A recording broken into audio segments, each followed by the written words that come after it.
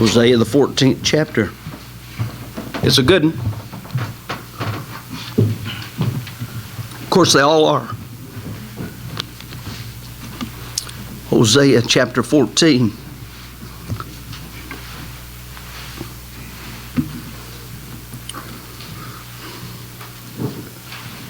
O Israel, return unto the Lord thy God, for thou hast fallen by thine iniquity.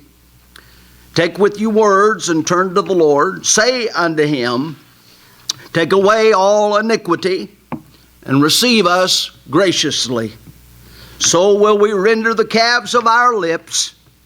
Asher shall not save us.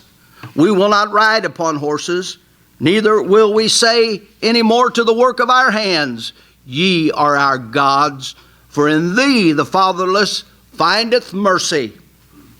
I will heal their backsliding. I will love them freely, for mine anger is turned away from him. I will be as the dew unto Israel. He shall grow as the lily, and cast forth his roots as Lebanon. His branches shall spread, and his beauty shall be as the olive tree, and his smell as Lebanon. They that dwell under his shadow shall return. They shall revive as the corn, and grow as the vine. The scent thereof shall be as the wine of Lebanon. Ephraim shall say, what have I to do any more with idols? I have heard him and observed him. I am like a green fir tree. From me is thy fruit found. Who is wise? And he shall understand these things. Prudent, and he shall know them. For the ways of the Lord are right, and the just shall walk in them. But the transgressors shall fall therein. Title for our thoughts tonight is Spiritual Restoration. The book of Hosea flows chronologically from 750 BC to 720 BC. Hosea has been sent by God to Israel, that is the northern kingdom, the 10-tribe kingdom, also called Ephraim throughout this book. And God sends a message to them. Judgment is coming. If you don't repent of your sins and get right with God, judgment is coming. That's the message in Hosea. God sends this prophet to preach and proclaim this particular message. The message, you could look through the book and find out that it goes to the priests, the religious leaders. It goes out to the king, the royal family, ruling family, and the nation. It goes out to the people and the citizenry. And they've all played the harlot, we're told in chapter 5, verse 1 through 5. They've committed physical whoredom. They have also committed spiritual whoredom. Both are found throughout the book. God compares Israel to a harlot, and because of their unfaithfulness to God. They've been unfaithful. They have absolutely not been committed to God and his covenant and his promise to them. They've gone after other lovers. Chapter 2:13 tells us they loved other things more than God. They have become idolaters. They have become immoral. They have become indifferent to God. The 4th chapter, the first 6 verses tell us. Even to the point that they were had come to the place that the priests were murderers. And it was all right for priests to be murderers. And not only that, we're told that the priests also were lewd. They were committed to sexual immorality. And so, with all of that, there's adultery and drunkenness described, there's murders, and there's gangs that are going about killing, stealing, business dealings are all crooked. They don't know any different. Everything's crooked. It's lying and stealing, unjust weights, and all of that kind of business. And not only that, there is political assassinations repeatedly. There are, in Hosea's time, there are 7 different kings, and every one of them was assassinated because there's somebody else that wants to take over and be the ruler. So there's the setting of the book of Hosea. It's pitiful. And God comes with a message to the nation.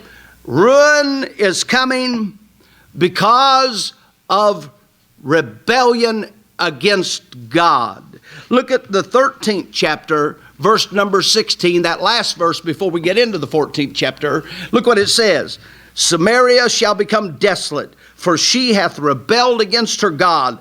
They shall fall by the sword. Their infants shall be dashed in pieces, and their women with child shall be ripped up. And God is going to permit the Assyrian war machine to come in, and they will absolutely conquer, cruelly conquer, to such point that they're going to just take babies and bust their heads against the rocks. They're going to take women and rip open their wombs and abort their babies. That's what's happening. That's what's coming. And Hosea predicts it and foretells it all the way through. And it's terrible. But I thank God for this last chapter, because the final chapter speaks of the promise of restoration. It speaks of the possibility for restoration, spiritual restoration. I know that there's going to be, it speaks of Israel as a nation future going to have a restoring and all, but primarily it's about spiritual restoration. People being restored back to God and the ways of God and fellowship with God. And that's what the 14th chapter said is going to happen. So there's hope. In the midst of the mess, there is hope. So let's look at this and see this spiritual restoration. Because it's not only for Israel of old, it's for you and I. The same principles for spiritual restoration are here for you and I. First of all, verse 1 through 3, I see the plea of God to return. God is calling for a return. And in the call, I see a command. O Israel, return. And it's an imperative. It's a command from God. Get back to what you left. Get back to the one that you left. Let me say tonight that our Creator has the right to demand of us a return to Him. He has the right.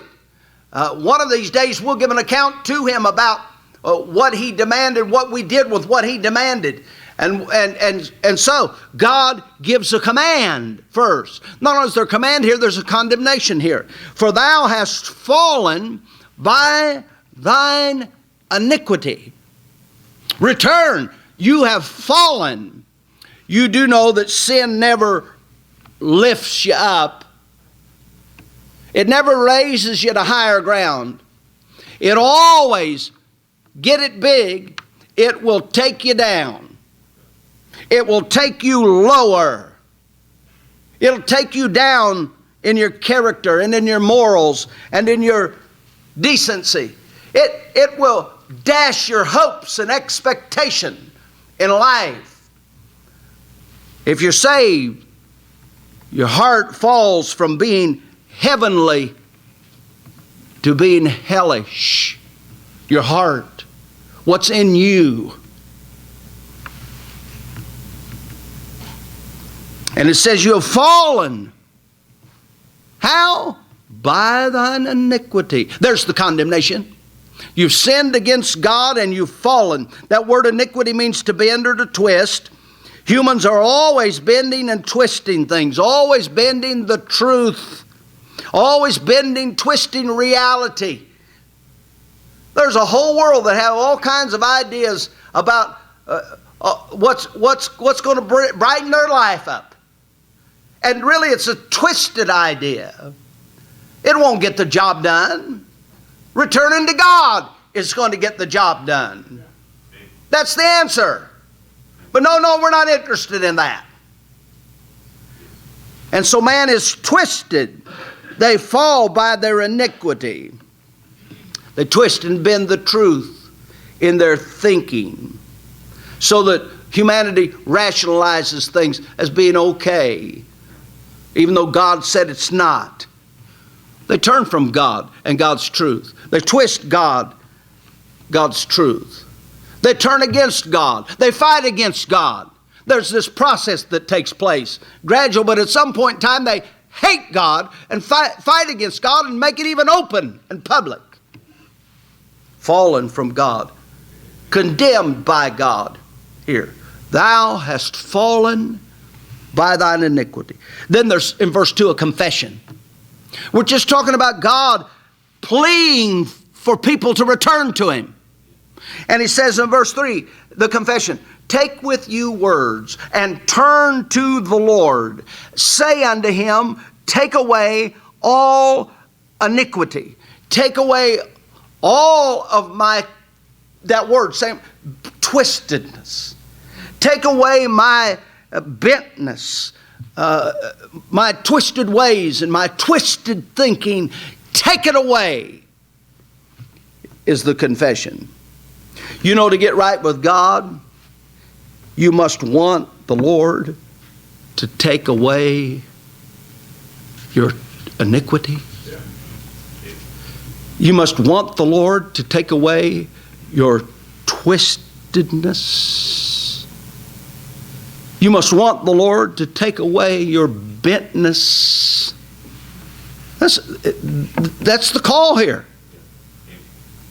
When you go, talk to the Lord about getting your twisted thinking and doings fixed.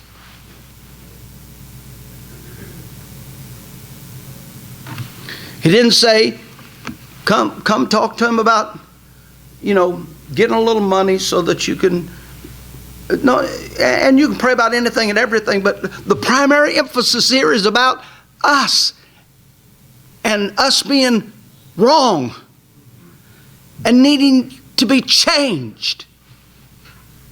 Take away iniquity. It says, talk to Him, take words. That's a confession. Well, I'm just coming confessing who I am and what I need. And it says, take away iniquity and receive us graciously. That is, God will be happy to take us back. God will be happy to accept us. Receiving us graciously means He's going to graciously receive us. He's going to be happy to have us. That's good to know. He's not stiff-arming. He's open-armed. He wants us. You ought to tell yourself, He wants me. He does. So those who come to the Lord wanting His forgiveness, wanting their bent twistedness changed, will find that God is happy to receive them and to accept them and change them and to forgive them. The plea of God to return. Verse 1 through 3. Secondly, the promise of God to restore. In verse 4 through 8, we have promises from God here. Note the language. It's the language of promise from God. Verse 4, I will, underline will, I will heal. I will love them. Verse 5, I will be as dew. He shall grow. Verse 6, His branches shall spread, and His beauty shall be. Verse 7, they that dwell under His shadow they shall revive and grow. The scent thereof shall be. Verse 8, Ephraim shall say. So what do we have? promises of God to Israel of old, but they're to us as well. God gives us promises. He's got promises for us. He's got the promise of restoration for us, whatever that restoration is. God's got promise of restoration of our soul, restoration of our relationship, restoration of our fellowship with God. Spiritual restoration. And He's got promise, extended promise after promise after promise. How many of them are there? 10 promises after promises after promises for us. So, what's here? There's the promise to fix us. Look at it, verse 4. I will heal their backsliding. The great physician can heal your sin problem. The great physician can heal your strain problem, your wayward problem. He can heal it. This is a promise. I will fix you. I will heal your backsliding. You just keep going away to this, that, and everything else. And we're told in verse 3 and 4 that mere religion, false gods can't fix us. Only the true God can. Asher shall not save us. We'll not ride on horses. You can't depend on military might on horseback and all that kind of business. Not foot soldiers, but horsemen. They're more versatile and have kept. Neither will you say any more to the work of our hands. We're not trusting what we can do. You know what they've done? They've made idols. They made gods with their own hands. They made a bunch of stuff that they thought was representative of God. And so there they are. None of this stuff will get the job done, but I tell you, there is a great physician who wants to heal your backsliding. The promise to fix us. He gives promise to fix us. And He can. He can birth a love of God in your heart, new desires in your heart. He can do it. He can produce stuff in you that you can't produce on your own, or nobody else can produce in you. The promise to fix us. Then there's the promise to forgive us. Verse 2 said, take away all iniquity, receive us graciously. But look on in verse 4. God says, I will love them freely. The word means willingly. That tells me that He wants to. I'll love them willingly. I want to love them. I want to, He says. For mine anger is turned away from him. You do know that sin brings wrath and the anger of God, but forgiveness stops God's wrath and anger. God forgives. God receives. God loves repenting sinners. That's what the text is saying. There's that pull. Come on! He says, return! And I will fix you and forgive you.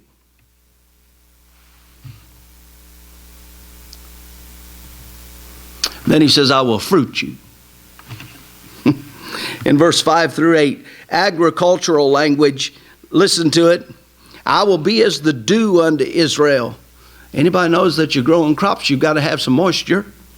He shall grow as the lily, cast forth his branches as Lebanon. His branches shall spread, and his beauty shall be as the olive tree, and his smell as Lebanon, fragrant. They shall dwell under his shadow, and shall return. They shall revive as the corn, and grow as the vine. The scent thereof shall be as the wine of Lebanon. Ephraim shall say, what have I... Here's one of the fruits that he'll produce in you. There's all this agricultural language, but then he says, verse number 8, Ephraim shall say, this one who's gone away, rebelled against God, and now God's plowed their field, and God's now calling them to return again. He says, I'll fix you, I'll forgive you, I'll fruit you. Here's one of the fruit that he'll create in you. Ephraim shall say, what have I to do any more with idols? Yeah. You know what that means? The heart attitude is, I'm done with them.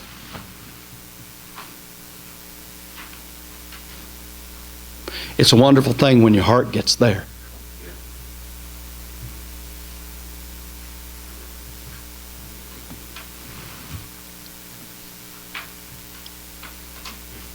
That is a fruit of the Spirit of God in the life of the repenting sinner. The repenter comes, the Lord forgives, and he starts fixing, he works, and then what happens? All of a sudden there's a whole different heart attitude, and it's not toward these idols that they've been making, these things that they have put up as most important, more important than God in their lives.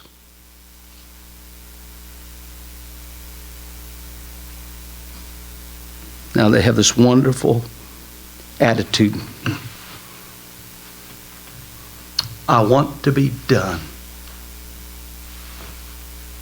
with idols.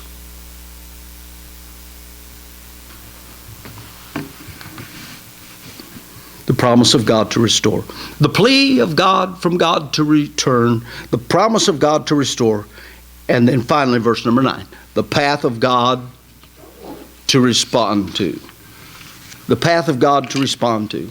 The book concludes with a couple of questions.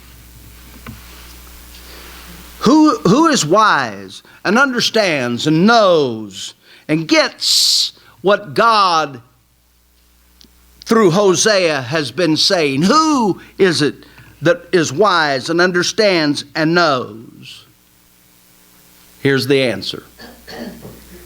The just.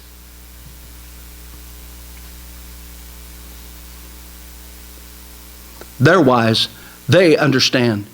They get it. They understand the ways of the Lord. They understand that the ways of the Lord are right. The just.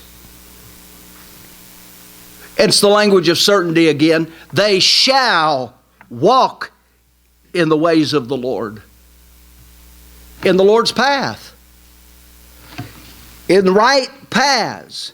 Who is wise, and he shall understand these things, prudent, and he shall know them, for the ways of the Lord are right, and the just shall walk in them.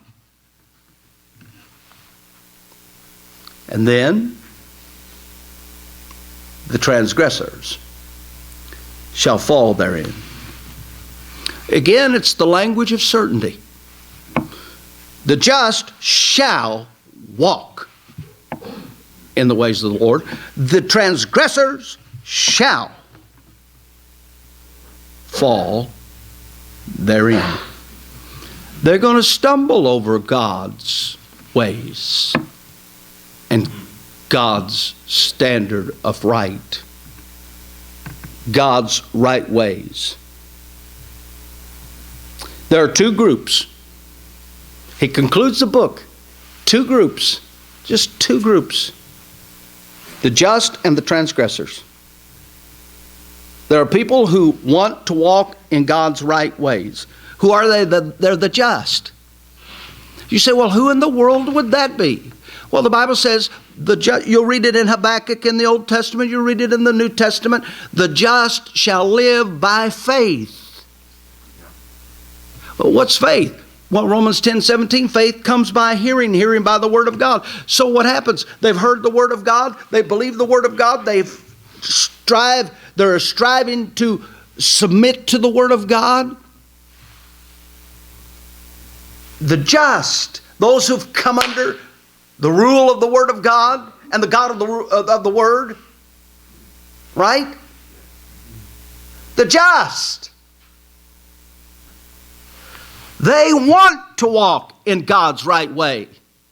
What happens is whenever you are justified in God's sight, whenever you come by faith and obey in obedience to what you've heard God say, at that point in time, you are justified before God, and God plants in you a want to.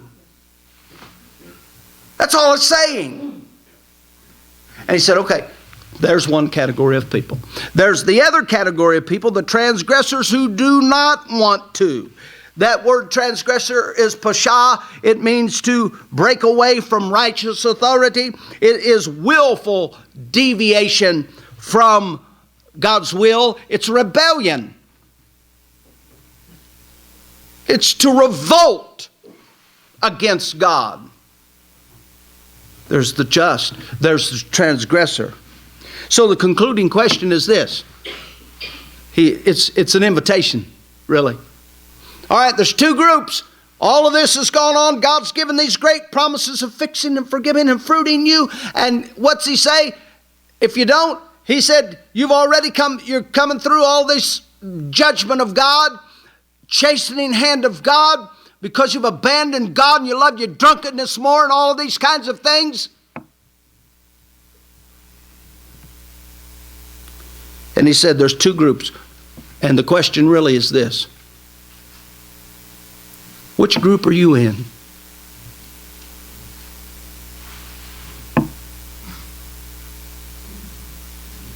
Which group are you in?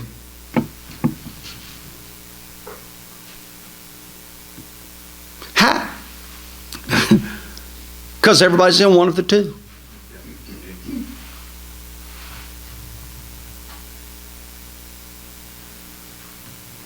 How are you going to respond to God's message? You have to respond one of two ways.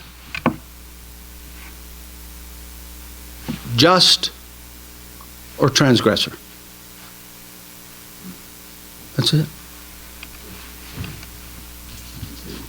Spiritual restoration. The plea of God to return. The promise of God to restore. What a God. High-handed, rebellious revolt, spit in the face of God kind of people.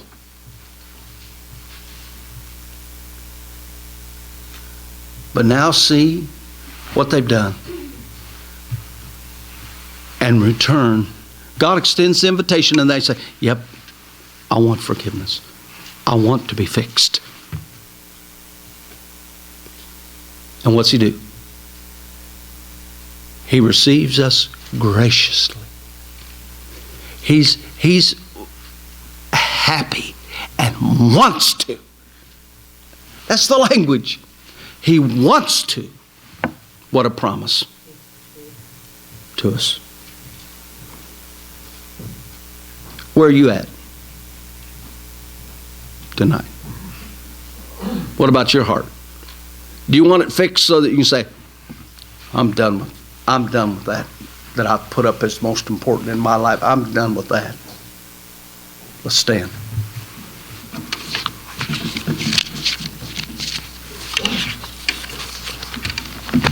Our Father, we've heard this 14th chapter of Hosea. I sure am grateful, Lord, if we just read through those other 13 chapters, it is so tragic, the severity of your hand against a rebellious people that had great light and rebelled against it and didn't want it. Lord, we sure are grateful that you see fit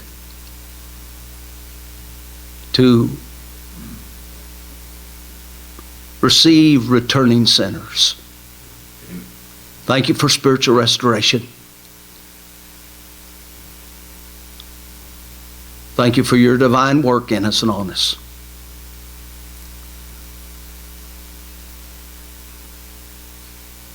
Thank you, Lord, for receiving us graciously. Thank you that you gave us a New Testament promise that is so clear and full. If we confess, bring with us words. You told us in Hosea. Bring with us words. If we confess our sins, you are faithful and just to forgive us, cleanse us. We're grateful for it. Birth new heart and desires in us, that we might be a just people walking in your ways.